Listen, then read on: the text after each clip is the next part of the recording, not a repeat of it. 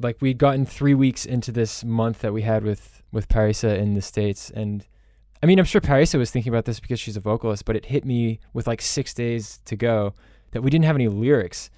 And so pretty much all of these songs, the lyrics were written in a span of maybe maximum 2 days and were recorded the same day that they were finished. That was the voice of David Ansari. He produces for the band Vallis Alps, and that's a duo made up of himself and Parisa Tosif. David's going to tell us about the song Young from their self-titled EP, which was released in 2015. I'm Barrett Dastrup, and this is The Acoustic Purr.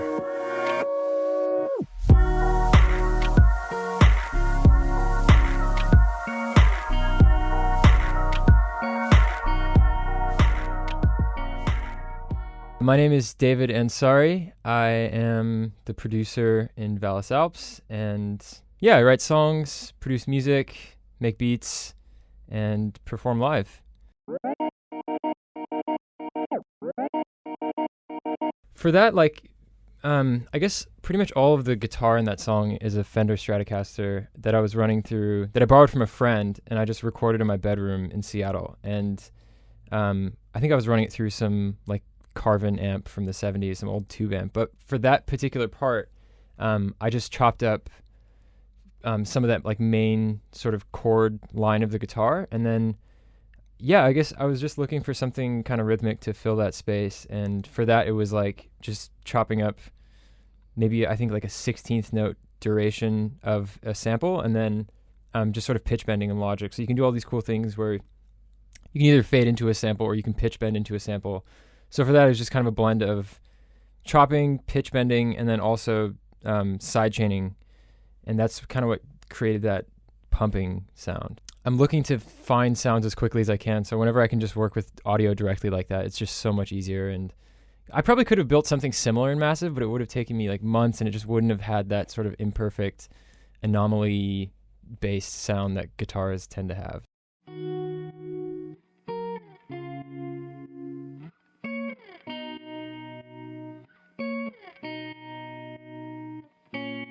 That whole lead part, I couldn't actually play the whole thing through and get it to sound really strong because guitar isn't my first instrument. So what I ended up doing was sort of doing maybe a 10-minute loop of just trying to play it as best as I can, and then finding the one that sounded best and then just repeating it. So actually, when we started touring and started performing that song live, we knew we had to bring a guitar with us, but I'm just not naturally a guitarist, so it was kind of this sort of strange reverse engineering of those guitar parts, or maybe reverse learning of the guitar parts, because I had to learn something that I'd already recorded. But yeah, it's a part that's almost percussive, which I think on sort of percussive elements of guitar playing have always really excited me. Another thing I would do with the guitars a lot, and really even with vocals a bit, is you can put on these delay plugins that let you sort of create these millisecond or maybe 100 millisecond delays, and it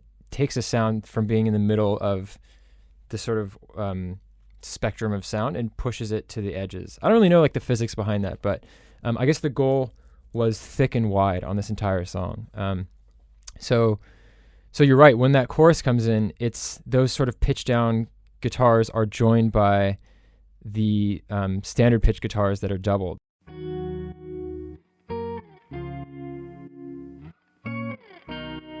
So it just has this really sort of open sound. And I guess how the priority we had in terms of how that interacts with the vocal was to create space for the vocal to fill, and then when the vocal drops out, the guitar kind of takes the attention. And so it's sort of passing back that spotlight between the vocal and the guitar throughout the whole song. And weeks went by but felt like hours. Spring would lie in summer showers. In my hair were winter flowers. Parisa and I both had no idea what we were doing throughout this whole project. So basically the way it came about was she actually flew to Seattle for a month in the summer of 2013, and we recorded at a studio that I had been interning at called Deep Well Studio. And the producer there was this great guy who happened to be leaving town, and he's like, hey, I'll give you guys the keys to the studio if you just want to do whatever you want, use it, it's yours for a month, which, is incredible for anybody, right? It was such a huge opportunity.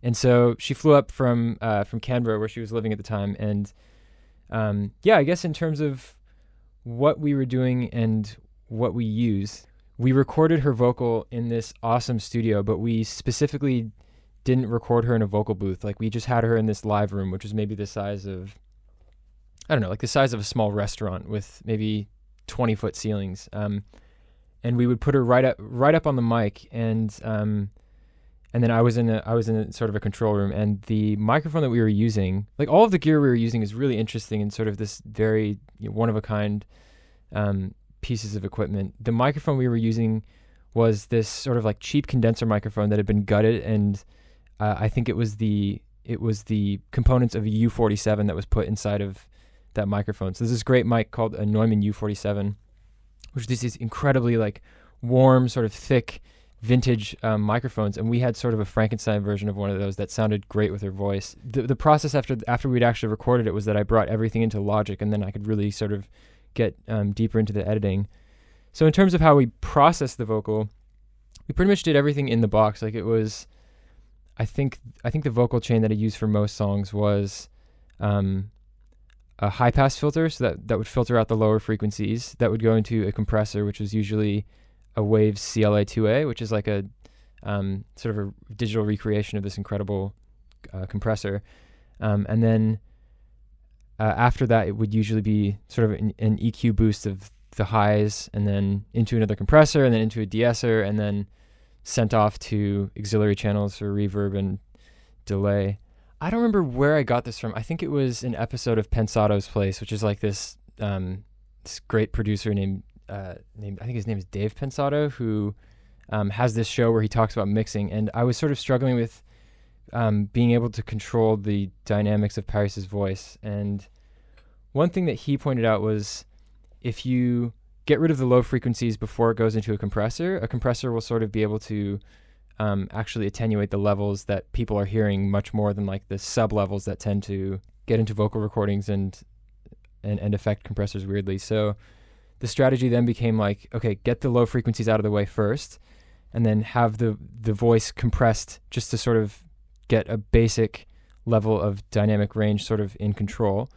And then after that, boosting the higher frequencies, because typically if you boost high frequencies before compression, the compressor is going to hit those first, and then you're sort of going to get a muffled, duller sounding vocal, or at least a vocal that sort of behaves in a little more erratic way with the volume attenuation. So it was like, it was getting rid of the low frequencies, then getting the volume under control with the compressor, then boosting the higher frequencies for clarity, and then putting on a very light compressor just to sort of, even increase that control more. Another funny thing about all the vocal takes is that we realized after Parisa had left the US that there was a light in the live room that she was recording in that was buzzing the entire time.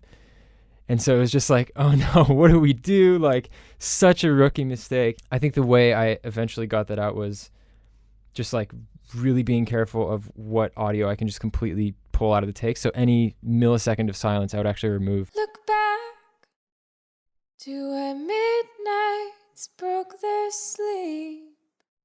And the rest of it, I ran through an effects plugin called a Waves X Noise, I think, maybe Z Noise. And it somehow worked. Like, and then beyond that, it was just kind of being fancy with EQ and compression. But yeah, mixing those vocals was tough.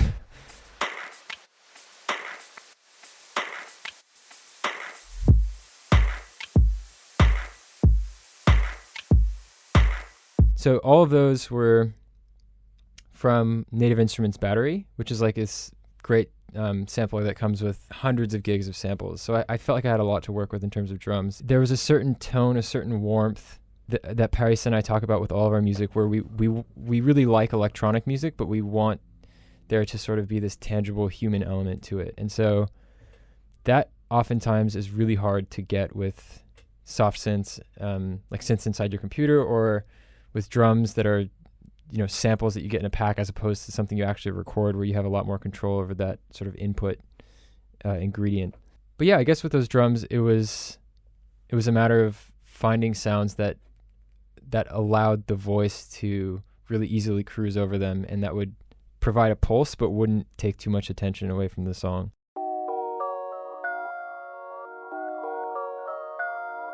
That's a synth called FM8, and it's another Native Instruments synth. It was a preset that I found that I think I maybe decreased the detuning on and put a delay plugin on.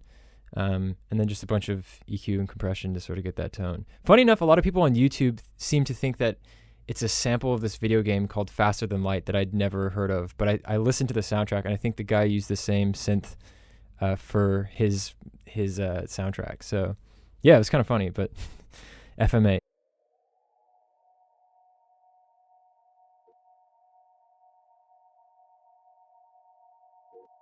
I was really happy with how that came out. What that was I just played one of those chords on the guitar, and then I recorded like a 2-minute sort of decay of that sound. So all of those glitches are that amp and that guitar being reversed. So as it sort of grows, I took the audio file and sort of manually chopped out a few holes and distorted the bits that were like pitched up and pitched down. And tried to create sort of almost like this tape machine coming to life, but not really a tape machine, sort of something kind of flickering and being sort of activated in a way that was imperfect. You can visit vallisalps.com for information on upcoming live performances. I also want to point out that they have made the stems from their EP available to the public, and you can find those on the website as well, vallisalps.com. Here is Young by Vallis Alps.